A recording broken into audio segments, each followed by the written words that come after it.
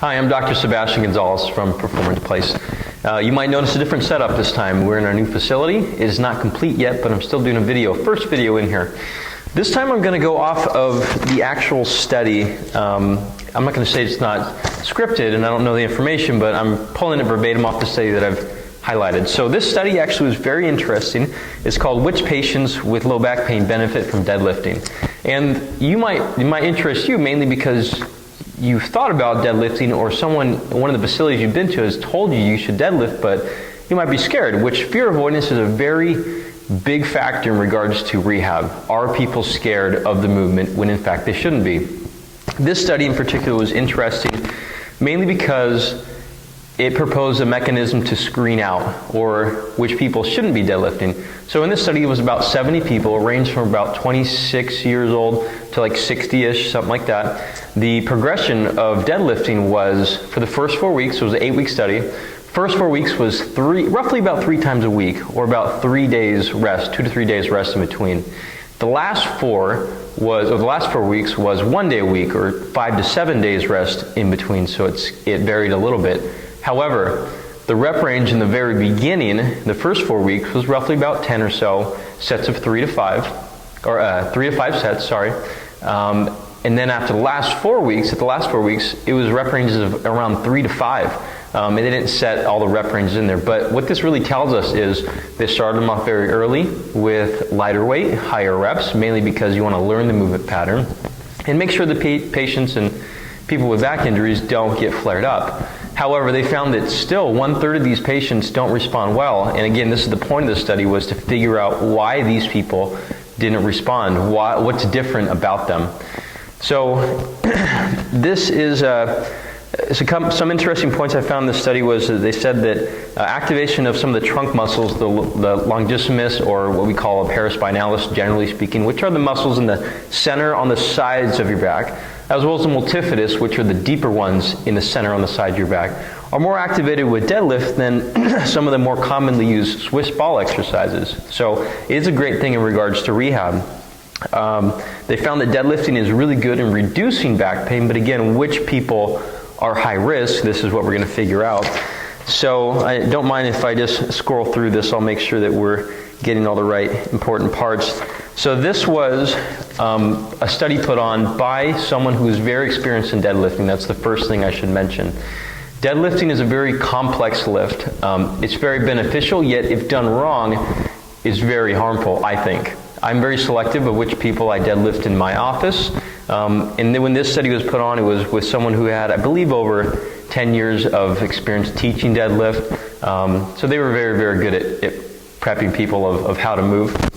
Now, the part of the study which I added to one of the screenings in my clinic is the Sorensen's test. And the Sorensen's test is a test of extension. So if you're not familiar, the core works in 3 planes, or basically 6 movements. So we have forward, backwards, so this is sagittal plane we call it, frontal plane, which is side to side, and then rotational.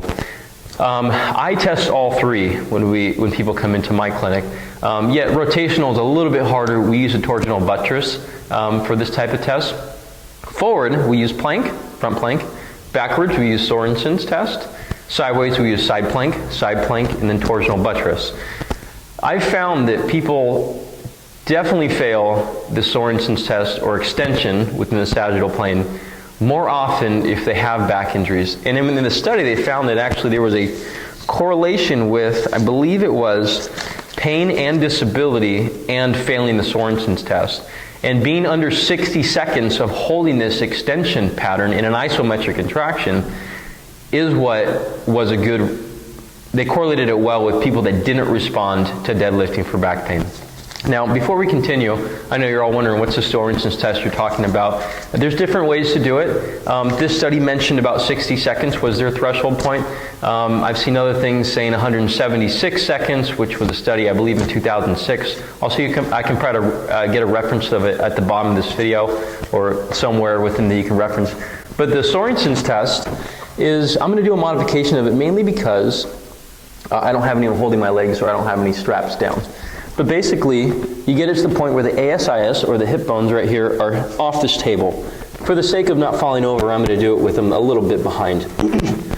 You basically will have someone hold the legs, usually from around the calves, and you're basically holding this position. We're not going way up, we're not sagging way down, and there shouldn't be any pain. This is a great test of not just the back muscles, but it's also of the posterior chain, the glute max, the hamstrings, the things that save the lower back. And that's the reason why we end up doing things like deadlift or train the posterior chain. But again, we don't want to flare these people up either. So let's see what I can finish off on this.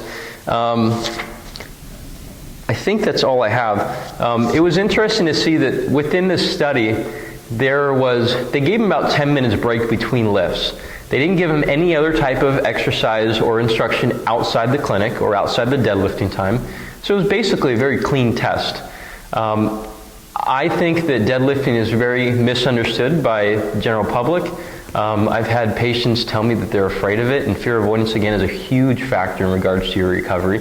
If you think it's going to hurt, it probably will. It probably won't hurt as much as you think, but I know that if I was told not to squat, for the rest of my life because of my knees, how am I going to go to the restroom? How am I going to sit into a chair? These are what we call ADLs, or activities of daily living. You want them back. The complex movements of the body are hip hinge or deadlift type of movement. Deadlift is the loaded variety. Squat, I like to say box squat because that'll prep people to move back with the hips first. Push, pull, and then arguably farmer's carry, which we won't go into those other parts today. But I hope this was educational for you guys. At least, I'm not saying go out and deadlift. I'm saying talk to your healthcare provider. If they suggested deadlifting, ask if they test the Sorensen's test on you.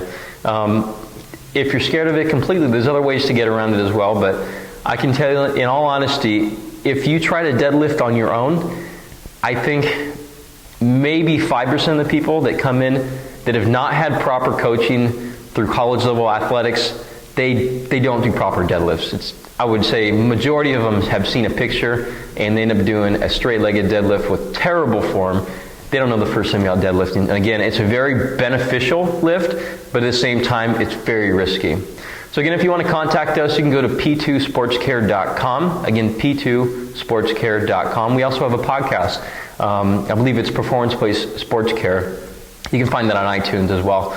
So hit us up. I'd love feedback. I love comments at the bottom. I know that if we have any discrepancies, keep in mind this is all on a fly. I mean, I misspeak about a lot of things. But in regards to the comment box below in YouTube, if you see that someone's already corrected it, try not to bash me on small things like inversion, eversion, like we've had on the other stuff. Sometimes you get mixed up on camera. All right, talk to you soon.